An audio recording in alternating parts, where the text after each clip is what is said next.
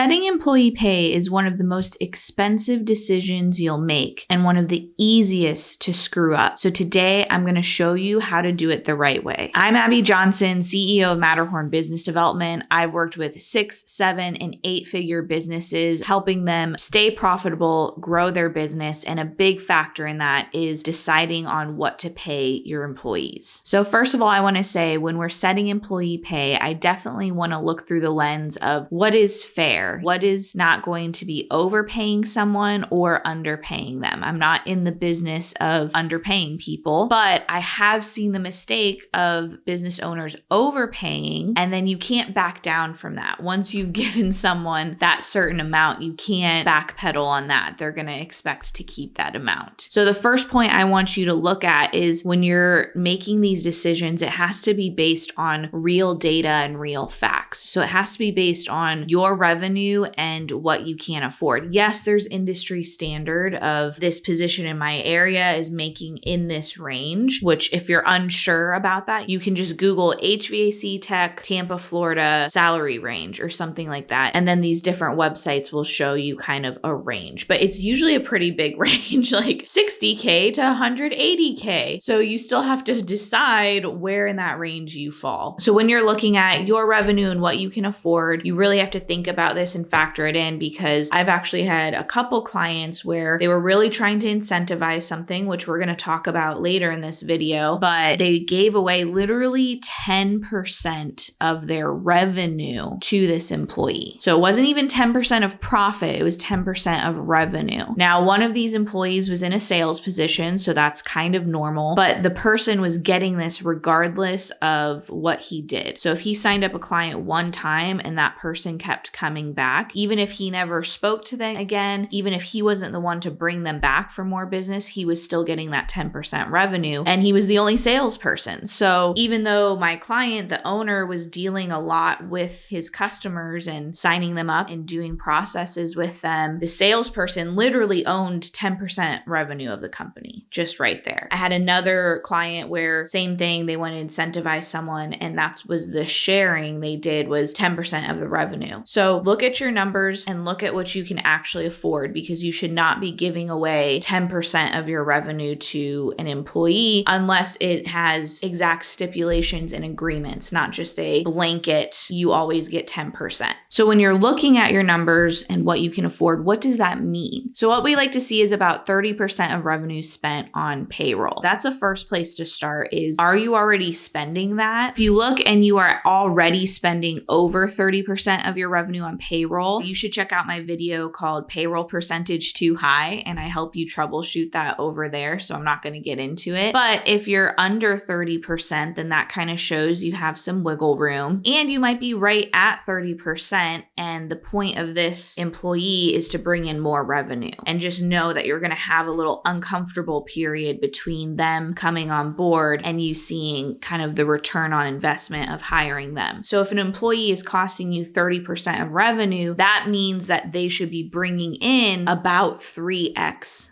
their salary. This can be hard to calculate in administrative positions such as a receptionist or an office manager or bookkeeper or something like that. Technicians and people in the delivery area are usually really easy because they now allow you to take on more jobs, or you pay them X amount and for every hour they work, you are able to bill Y amount. So it's a little more obvious. So yes, with admin positions, it's a little harder, but those positions should still be freeing up your time. Maybe a bookkeeper is helping you save money in different ways or collect your AR faster, et cetera, et cetera. They're contributing to that revenue in different ways. It's just not as obvious as technicians. The biggest thing I see when my clients are hiring is someone comes and says, hey, I want X amount of dollars an hour, and my client isn't used to paying less than that. So let's just use a simple example. A new employee comes and they say, hey, I do want to take the position, but I need $20 an hour. My client is used to paying $18 an hour for this position. No one else is making $20 an hour at this point. Something you can do in this situation if you feel like this employee or potential employee is really who you want, checks all of the boxes, is going to be a rock star. What I like to do is start someone lower. Okay, we're going to start you at 18. After 90 days, after you're out of your probationary period, then we can bump to 19. And then from there, have different strategies in terms of raises, incentives, and bonuses, and ways that they can earn that $20 mark. This is just an example where someone wants more than you can afford or are willing to spend. I really like basing pay off of performance and growth. I don't agree with just giving raises every year because the person has stuck around for a year. That's fine. I had a client who had an employee who had been there for 20 years, but their productivity was slowly declining. They were dragging down the rest of the staff. They were doing less and less work. So just because someone has been with you for 2 years, 5 years, 20 years, doesn't mean they deserve a raise every year. They have to show that they are improving, taking on more responsibility, etc., etc. In my previous example, we could say, all right, after 90 days, you get bumped up to $19 an hour, but to get to $20 an hour, you need to show me XYZ deliverables, so to speak. So you have to show me that you can now do everything on your own without asking me questions, or you now are running the team instead of me, or you're now taking initiative and doing something else, whatever it may be. It's hard to make a broad example, right? But the point is that if the person wants to earn more, they have to do something to earn more.